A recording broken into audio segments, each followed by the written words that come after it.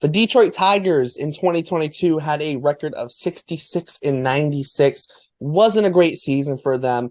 However, they're going to look to maybe turn it around a little bit in 2023, hope their young talent shows off, and maybe have a little bit more success. So we're going to talk about it right here on the Detroit Tigers team profile, right here on Bleacher Brawls. My name is Derek. I'm here with Kassem, and let's get straight into it. So as I said, 66-96 was the record for this Detroit Tigers team. So obviously, not where you want to be as a team, but they do have some bright young talent there, as well as some other big pieces. So I'll go to Kassem first. You look at this team, look at this roster. Who are three key players for them? And out of those three guys, which one is really their main piece? Well, their main piece in this for this team is going to be Spencer Torkelson, Riley Green, and I'm going to have to say Spencer Turnbull from coming back from Tommy John surgery. So those three really is going to be the big major pieces because they've been hit with injuries also. But Spencer Torkelson, I think, will be the biggest piece because he got sent down to AAA so last year, so he has to take a step forward. Um, and it's very important for the Tigers that these young guys step up because there's no expectations. I mean, they're gonna 66 wins last year. I mean, they'll be lucky if they even hit maybe 60, maybe 70 max. That's if they hit on all cylinders. So I'm not expecting much from this team, although I just want to see his progress. Yeah, I think that's fair. So you look at this Tigers team, you want to see progress from the young guys. Like you said, Spencer Torkelson going to be a big piece. I look at this team. A guy like Austin Meadows is intriguing because he could be a trade candidate. So Mhm. he's a little intriguing. You also have Javier Baez, another big deal. A guy like Jonathan Scope. I think Eduardo Rodriguez too. They signed him to a big deal. But I do want to focus on Austin Meadows though because came over from Tampa. They traded Isaac Paredes for him, and Meadows is he could be a maybe trade candidate, especially if he has a bounce back year. That you're looking at a guy who maybe you get near the trade deadline and you're looking to move him and bring in some more prospects or young MLB players who have maybe only a year in the big leagues or in their rookie year and trying to add to the young core that you are building with the Tigers. And I think that's the thing. Progress on the young core, and then maybe a guy like Austin Meadows, for example, can be moved because he's going to be hitting free agency soon. So you're looking at him and you go, yeah, the Tigers probably aren't going to win. They could maybe surprise some people. Maybe they do have some talent, but it probably isn't enough. So I think that's what you look at for this Tigers team. Because you look at their offseason too. Look at this offseason, and we'll talk about a little bit about this offseason for the Tigers. They traded away Gregory Soto, who was a closer, and they brought in Nick Matone, Matt Vierling, and Donnie Sands. They signed Matthew Boyd, and they also signed Michael Lorenzen. So it wasn't an offseason of big moves, unlike 2020 heading into 2022. Out of those moves, which ones do you think is going to have the biggest impact, positive or negative, for this Tigers team? I think they're all negative. I mean, Matthew Boyd pitches 2 months, he got 10 million. Michael Lorenzen, he struggled with the Angels. There's no impact. This is just depth moves. I mean, their biggest offseason wasn't even player related. It was actually moving in defenses. I mean, this team's Yeah. going to be so bad. It's not even funny. I mean, it's terrible. It's horrible. But I'm not blaming Scott Harris. I believe in him. I think he has a plan. A guy that you touched on in Austin Meadows is one of my favorite, players in MLB. I do believe he's the guy that's going to be dealt.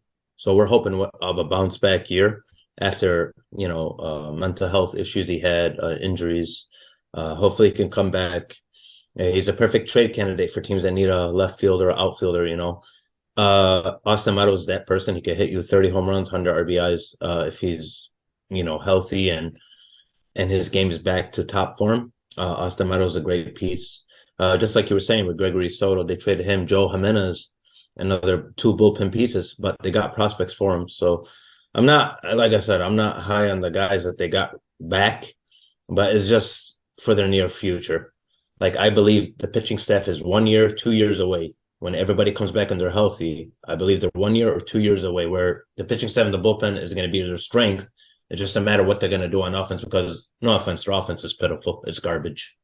Yeah, it was really bad last year too. And Yeah. a guy kind of highlighted that's Javi Baez, because he Oh gets boy. hot. He can get hot, but when he's off, it is really bad. And but I do want to talk about some of these offseason moves because bringing a guy like Michael Lorenz and a Matthew Boyd, they're really filling the rotation right now. And I think this is something I said last offseason when they brought in Eduardo Rodriguez. I said, this isn't a now move.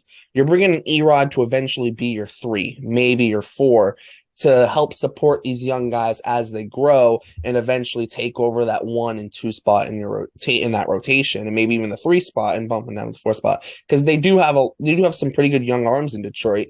And Erod obviously had his issues last year on and off the field.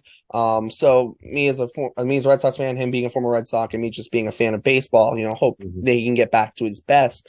But yeah, I think and it comes into the expectations of this team that we're going to talk about in a second, is that yes, this Tigers team is definitely rebuilding. They're definitely looking to see improvements from the young talent. I think that's kind of the overall goal of 2023. And we're going to talk about those expectations now. What is your expectations besides just developing young players? It's really kind of it sounds simpler than it really is, right? Yeah, how can I say this? I'm hoping AJ Hinch is here for the long haul. I don't know what's going to happen. I'm hoping he's here. He's the right guy. But like I said, we can't spin it any other way besides progress. They were in a win now mode when they got Rodriguez and they got Javi Baez, they got Austin Meadows. They were really going for it. Javi Baez was the guy. Like, okay, I was happy when they signed him, but that wasn't the only free agent that I was hoping that they're not stuck with. Like, I was hoping Javi Baez would play second base, and they signed Correa. That was what was the plan for what the Tiger fans were hoping for. And it turned out we're stuck with Javi Baez. We're stuck with that bad contract. It's horrible. And I'm not a fan of him at shortstop. Eduardo was a great pickup. I was very happy about it. And I'm still happy that we have him. I'm just hoping whatever happened last year, he comes back as a part of that rotation. It's a big piece. Casey Mize, Tommy John, Spencer Turnbull back. Matt Manning's hurt. Tarek Skubal's hurt. They got some pieces, but offensively is just they're gonna have to score runs. I don't know how they're gonna do it, but they're gonna have to do it. They're gonna have to if they're gonna want to compete in that division. That's my whole aspect of the Detroit Tigers and what they have to do. It's got to be progress. Whether they get 70 wins, in those 70 wins, I'm just hoping the young guys take a step forward so they can look forward to next year and the years beyond. Yeah, 100%. It's seeing progress on those young guys. They do have some nice veteran leadership with a guy like Miguel Cabrera. I think that's huge, especially hopefully passing the torch to Spencer Torkelson and having him have a better kind of sophomore year. Guys like Torkelson, guys like Riley Green, seeing improvement from them and the other group of young guys they have. And I think that's going to be real progress. Improvement from those guys, improvement for guys in the minor league system prospects. I know you're not the biggest prospect guy, but you gotta see improvements you want to see improvements from these guys throughout the system because they are a rebuilding team. So I think that's kind of the goal. Continue your rebuild in a way of player development, develop players at the big league and minor league level that can hopefully help you start turning things around in a year or two to become a winning team, because this Tigers team, they do have a lot of good young talent. So I think that's really the key for them.